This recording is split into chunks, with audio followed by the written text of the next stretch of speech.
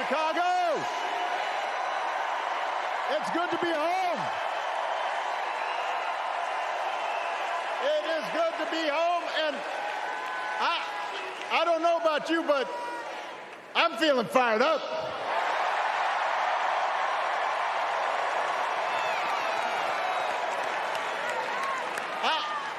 I am feeling ready to go.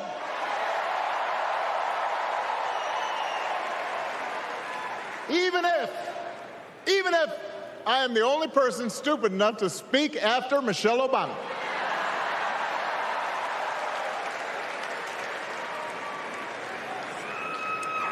I am feeling hopeful because this convention has always been pretty good to kids with funny names who believe in a country where anything is possible. Because we have a chance to elect someone who has spent her entire life trying to give people the same chances America gave her. Someone who sees you and hears you and will get up every single day and fight for you. The next president of the United States of America, Kamala Harris.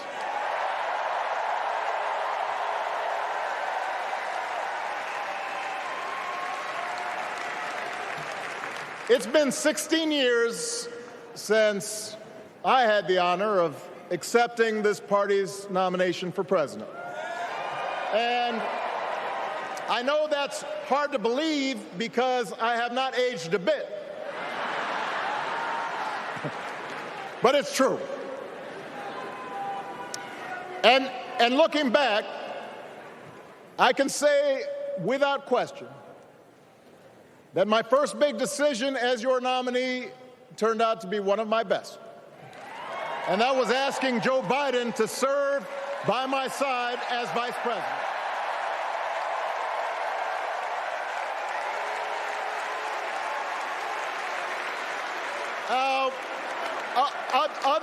Other than some common Irish blood, Joe and I come from different backgrounds, but we became brothers. And as we worked together for 8, sometimes pretty tough years, what I came to admire most about Joe wasn't just his smarts, his experience. It was his empathy and his decency and his hard-earned resilience, his unshakable belief that everyone in this country deserves a fair shot.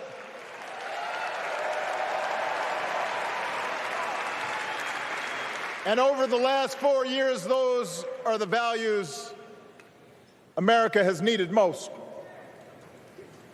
At a time when millions of our fellow citizens were sick and dying, we needed a leader with the character to put politics aside and do what was right. At a time when our economy was reeling, we needed a leader with the determination to drive what would become the world's strongest recovery. 15 million jobs, higher wages, lower health care costs.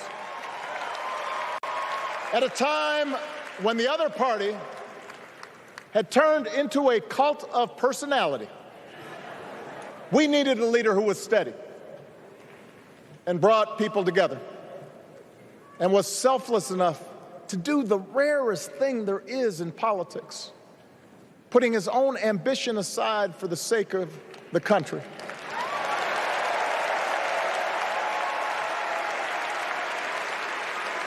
History will remember Joe Biden as an outstanding president who defended democracy at a moment of great danger. And I am proud to call him my president, but I am even prouder to call him my friend.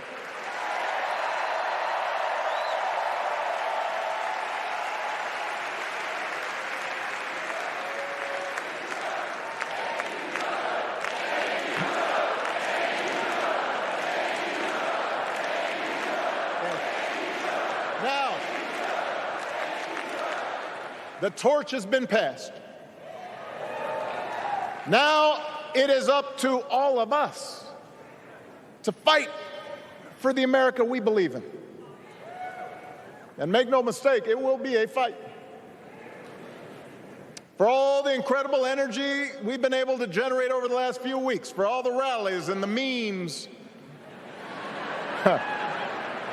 this will still be a tight race in a closely divided country. A country where too many Americans are still struggling, where a lot of Americans don't believe government can help. And as we gather here tonight, the people who will decide this election are asking a very simple question. Who will fight for me?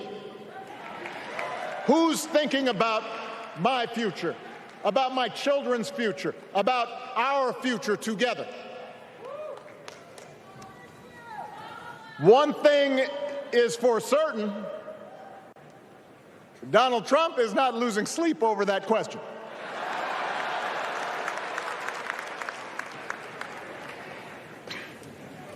Here's a 78-year-old billionaire who has not stopped whining about his problems since he rode down his golden escalator 9 years ago. It has been a constant stream of gripes and grievances that's actually been getting worse now that he's afraid of losing to Kamala. There's the childish nicknames, the crazy conspiracy theories, this weird obsession with crowd sizes.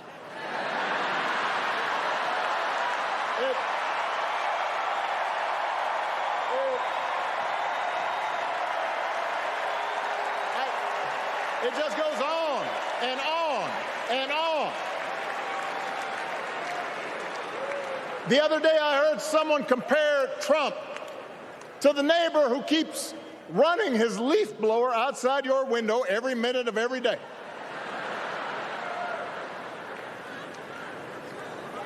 Now, from a neighbor, that's exhausting. From a president, it's just dangerous. The truth is, Donald Trump sees power as nothing more than it means to his ends. He wants the middle class to pay the price for another huge tax cut that would mostly help him and his rich friends. He killed a bipartisan immigration deal written in part by one of the most conservative Republicans in Congress that would have helped secure our southern border because he thought trying to actually solve the problem would hurt his campaign. He doesn't. Do not boo. Vote.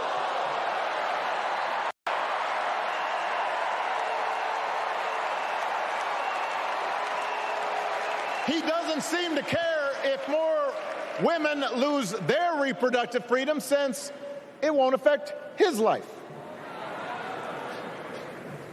And most of all, Donald Trump wants us to think that this country is hopelessly divided between us and them, between the real Americans, who of course support him, and the outsiders who don't. And he wants you to think that you'll be richer and safer if you will just give him the power to put those other people back in their place. It is one of the oldest tricks in politics from a guy whose act has, let's face it, gotten pretty stale. We do not need 4 more years of bluster and bumbling and chaos. We have seen that movie before, and we all know that the sequel is usually worse.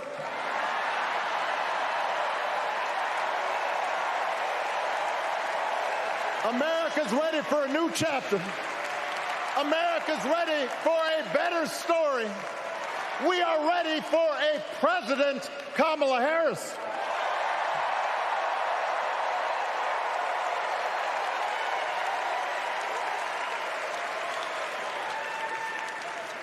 And Kamala Harris is ready for the job. This is a person who has spent her life fighting on behalf of people who need a voice and a champion. As you heard from Michelle, Kamala was not born into privilege. She had to work for what she's got. And she actually cares about what other people are going through. She's not the neighbor running the leaf blower. She's the neighbor rushing over to help when you need a hand. As a prosecutor, Kamala stood up for children who had been victims of sexual abuse. As an attorney general of the most populous state in the country, she fought big banks and for-profit colleges, securing billions of dollars for the people they had scammed. After the home mortgage crisis, she pushed me and my administration hard to make sure homeowners got a fair settlement. Didn't matter that I was a Democrat. Didn't matter that she had knocked on doors for my campaign in Iowa. She was going to fight to get as much relief as possible for the families who deserved it.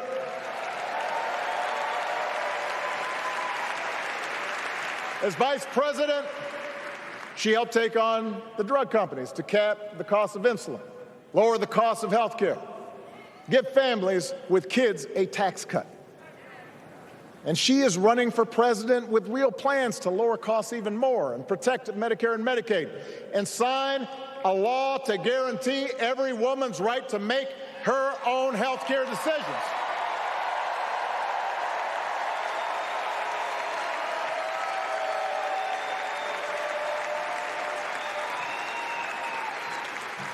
In other words, Kamala Harris won't be focused on her problems. She'll be focused on yours. As president, she won't just cater to her own supporters and punish those who refuse to kiss the ring or bend the knee. She'll work on behalf of every American. That's who Kamala is. And in the White House, she will have an outstanding partner in Governor Tim Walz.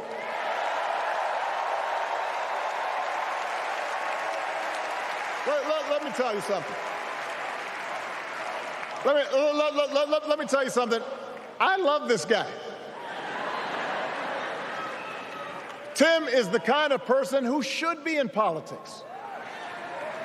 Born in a small town, served his country, taught kids, coached football, took care of his neighbors. He knows who he is, and he knows what's important. You can tell those flannel shirts he wears don't come from some political consultant. They come from his closet, and they have been through some stuff.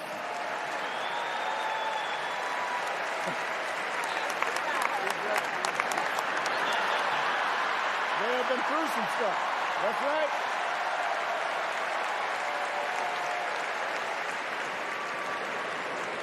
right. Together, Kamala and Tim have kept faith with America's central story.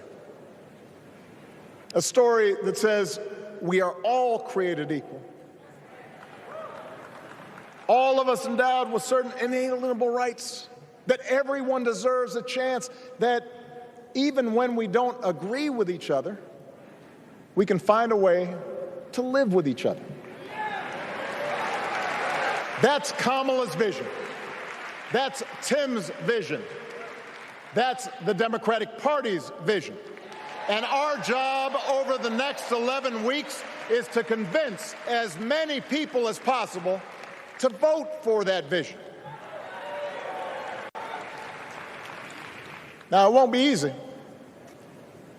The other side knows it's easier to play on people's fears and cynicism, always has been. They will tell you that government is inherently corrupt, that sacrifice and generosity are for suckers. And since the game is rigged, it's okay to take what you want and just look after your own. That's the easy path. We have a different task. Our job is to convince people that democracy can actually deliver. And in doing that, we can't just point to what we've already accomplished. We can't just rely on the ideas of the past. We need to chart a new way forward to meet the challenges of today. And Kamala understands this. She knows, for example, that if we want to make it easier for more young people to buy a home, we need to build more units and clear away some of the outdated laws and regulations that made it harder to build homes for working people in this country. That is a priority, and she's put out a bold new plan to do just that.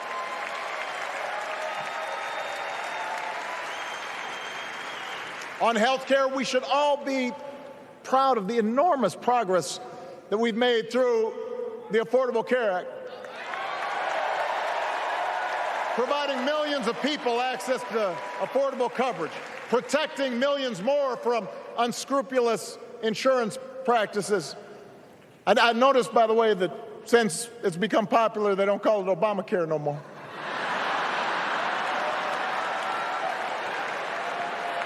But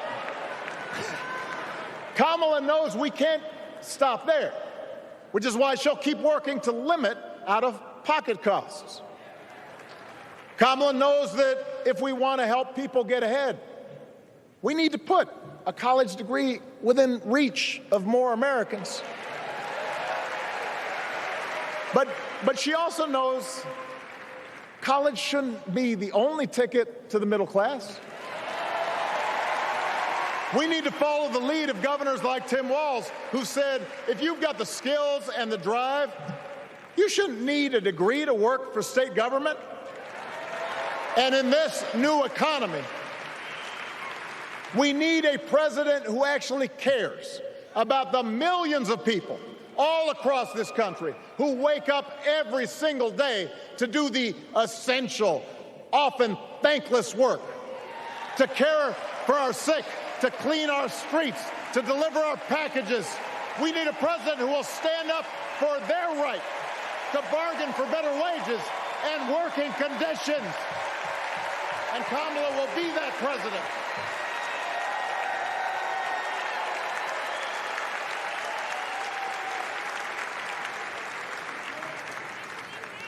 Yes, she can.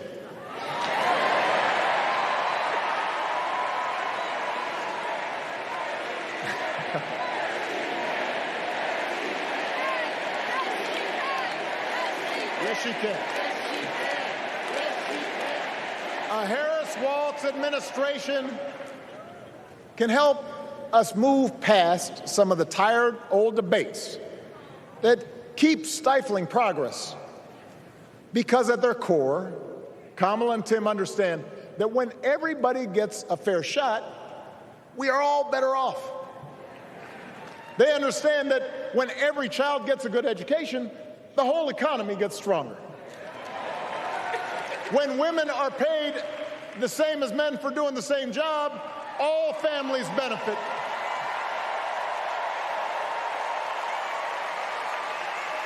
They understand that we can secure our borders without tearing kids away from their parents, just like we can keep our streets safe while also building trust between law enforcement and the communities they serve and eliminating bias.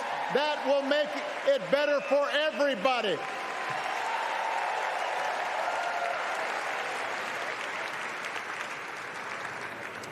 Donald Trump and his well-heeled donors, they don't see the world that way. For them, one group's gains is necessarily another group's loss. For them, freedom means that the powerful can do pretty much what they please, whether it's fire workers trying to organize a union, or put poison in our rivers, or avoid paying taxes like everybody else has to do. Well, we have a broader idea of freedom. We believe in the freedom to provide for your family if you're willing to work hard. The freedom to breathe clean air and drink clean water and send your kids to school without worrying if they'll come home. We believe that true freedom gives each of us the right to make decisions about our own life, how we worship, what our family looks like, how many kids we have, who we marry. And we believe that freedom requires us to recognize that other people have the freedom to make choices that are different than ours. That's okay.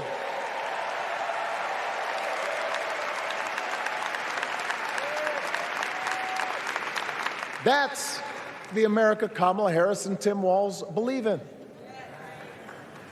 An America where we, the people, includes everyone. Because that's the only way this American experiment works.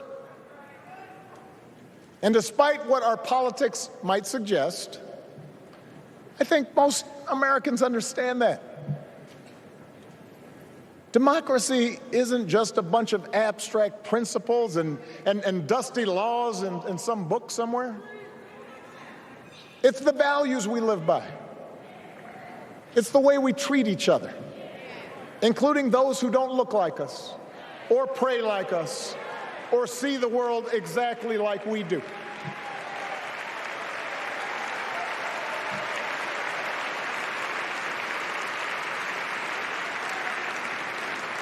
That sense of mutual respect has to be part of our message. Our politics have become so polarized these days that all of us across the political spectrum seem so quick to assume the worst in others, unless they agree with us on every single issue. We start thinking that the only way to win is to scold and shame and out-yell the other side. And after a while, regular folks just tune out, or they don't bother to vote. Now, that approach may work for the politicians who just want attention and thrive on division, but it won't work for us to make progress on the things we care about, the things that really affect people's lives. We need to remember that we've all got our blind spots and contradictions and prejudices, and that if we want to win over those who aren't yet ready to support our candidates, we need to listen to their concerns and maybe learn something in the process. After all, if a parent or grandparent occasionally says something that makes us cringe, we don't automatically assume they're bad people. We recognize that the world is moving fast, that they need time and maybe a little encouragement to catch up. Our fellow citizens deserve the same grace we hope they'll extend to us.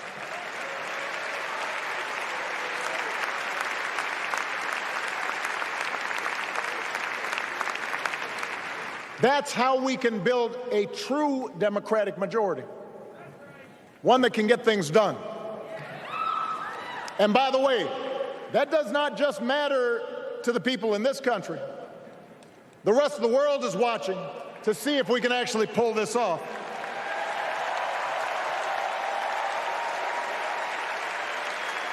No nation, no society has ever tried to build a democracy as big and as diverse as ours before. One that includes people that over decades have come from every corner of the globe. One where our allegiances and our community are defined not by race or blood, but by a common creed. And that's why when we uphold our values, the world's a little brighter. When we don't, the world's a little dimmer, and dictators and autocrats feel emboldened. And over time, we become less safe. We shouldn't be the world's policemen, and we can't eradicate every cruelty and injustice in the world. But America can be and must be a force for good, discouraging conflict, fighting disease, promoting human rights, protecting the planet from climate change, defending freedom, brokering peace. That's what Kamala Harris believes, and so do most Americans.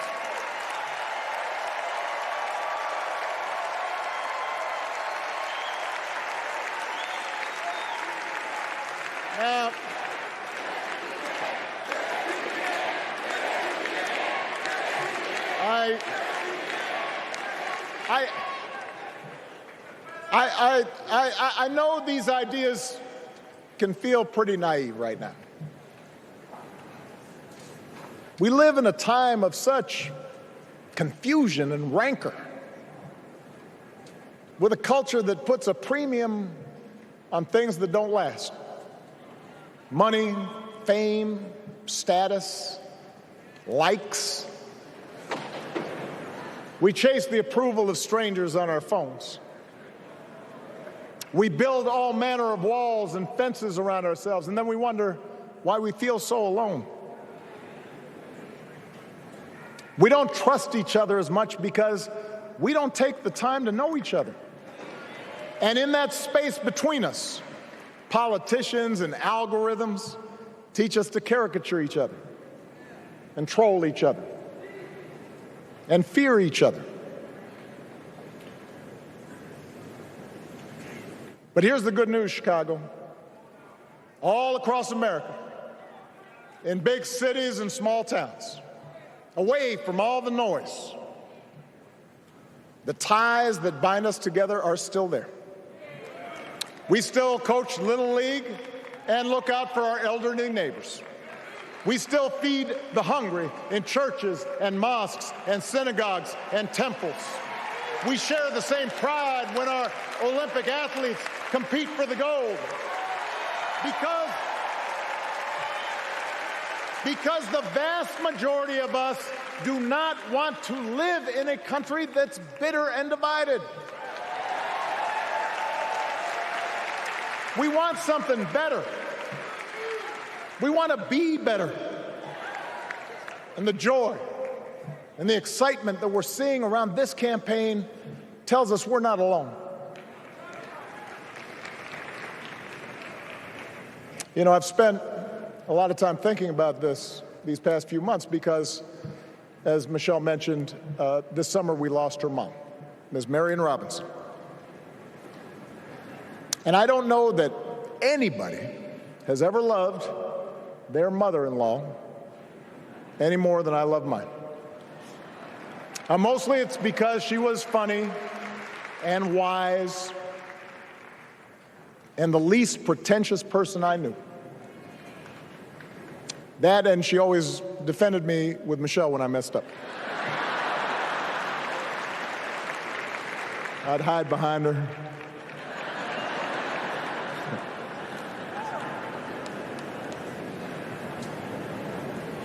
But I also think one of the reasons Mary and I became so close was she reminded me of my grandmother, the woman who helped raise me as a child.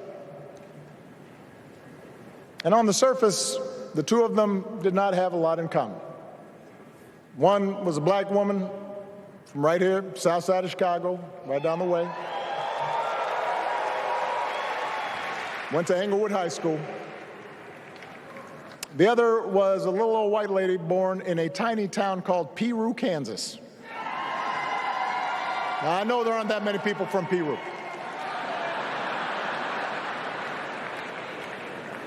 And yet they shared a basic outlook on life.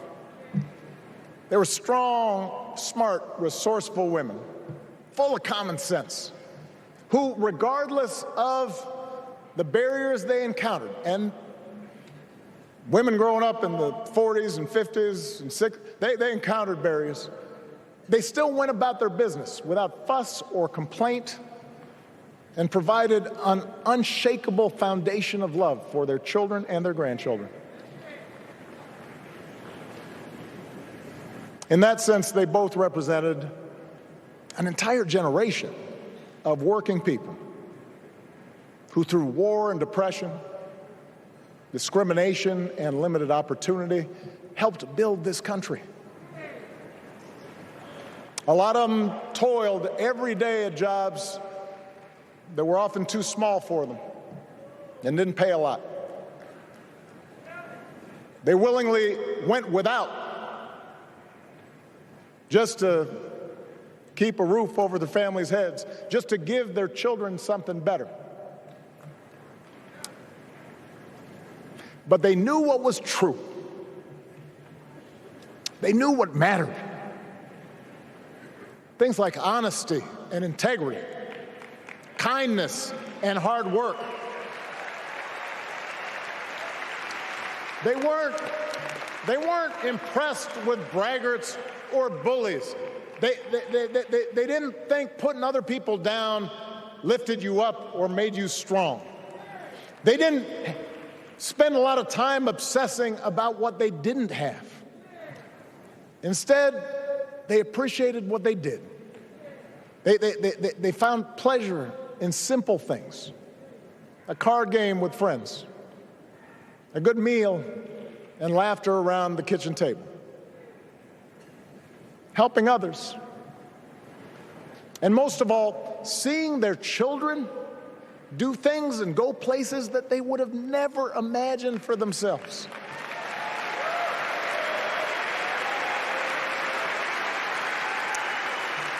Whether you are a Democrat or a Republican or somewhere in between, we have all had people like that in our lives. People like Kamala's parents, who crossed oceans because they believed in the promise of America. People like Tim's parents, who taught him about the importance of service. Good, hard-working people who weren't famous or powerful, but who managed in countless ways to leave this country just a little bit better than they found it. As much as any policy or program, I believe that's what we yearn for. A return to an America where we work together and look out for each other. A restoration of what Lincoln called, on the eve of Civil War, our bonds of affection. An America that taps what he called the better angels of our nature. That is what this election is about. And I believe that's why, if we each do our part over the next 77 days, if we knock on doors, if we make phone calls, if we talk to our friends, if we listen to our neighbors, if we work like we've never worked before, if we hold firm to our convictions, we will elect Kamala Harris as the next President of the United States, and Tim Walz as the next Vice President of the United States. We will elect leaders up and down the ballot who will fight for the hopeful, forward-looking America we all believe in, and together we too will build a country that is more secure and more just, more equal, and more free. So let's get to work. God bless you.